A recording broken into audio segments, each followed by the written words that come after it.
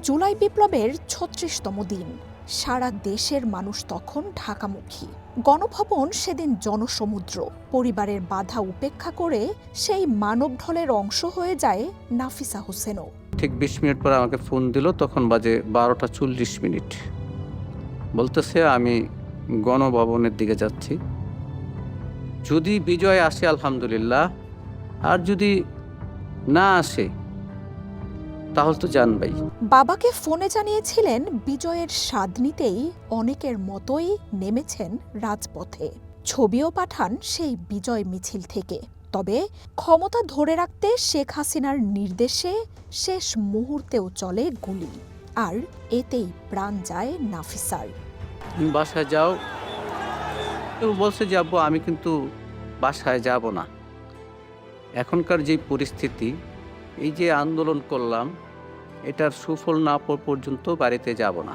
গণভবনমুখী লাখো মানুষ ঠেকাতে পুলিশ তখন ছুড়ছে টিয়ার শেল কিংবা গ্রেনেড, কিন্তু কোনো কিছুতেই ভ্রুক্ষেপ নেই কিশোরী মেয়েটির। তার আগ্রহের কেন্দ্রবিন্দুতে কেবল গণভবনের পদযাত্রা। এরই মধ্যে পদত্যাগ করে দেশ ছেড়েছেন শেখ হাসিনা। সে খবর পেলেও শেষ পর্যন্ত গণভবনের মুক্তির উল্লাসে থাকতে পারেননি নাফিসা। তো ওই পার থেকে একটা ছেলে মোবাইলটা রিসিভ করে, বলতে সেই মোবাইলটা যার, সেই মেয়েটা গুলিবিদ্ধ হয়েছে। এইচএসসি পরীক্ষা শেষ করা নাফিসার স্বপ্ন ছিল চিকিৎসক হবার। আল জাজিরাকে বাবা আবুল হোসেন জানান, গণভবনের ভেতরে সে সময় থাকার কথা ছিল তার আদরের মেয়েটির। শেখ হাসিনার ক্ষমতার মসনদ পতনের সাক্ষী হয়ে আনন্দে মেতে ওঠার কথাও ছিল।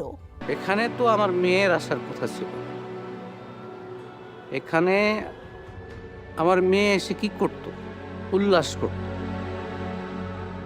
বিলাসবহুল বাড়ি, যেখান থেকে শেখ হাসিনা শুধু দুষ্ট মন্ত্র চালাইত। সন্তানহারা এই বাবা এখনো চোখ বুঝলেই শুনতে পান তার সাহসী মেয়ের সেই কণ্ঠ।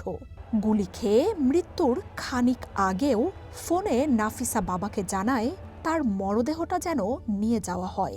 নৌকা পার হওয়ার মাঝামাঝি যাওয়ার পরে আমার মেয়ে মোবাইল লক খুলে মাস্ক সরাইয়া আমাকে ফোন দিছে, আব্বু আমি মনে হয় বাঁচবো না, আমার লাশটা তুমি নিয়ে যাও, আমি মরে যাব।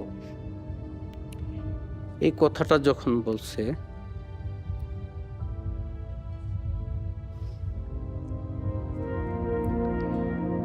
তখন আর নিজেকে ধরে রাখতে পারি নাই।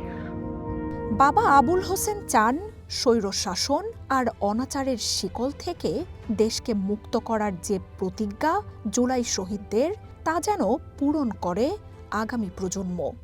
আমি এটা বাংলাদেশের যারা পরবর্তী গভর্নমেন্ট আসবে,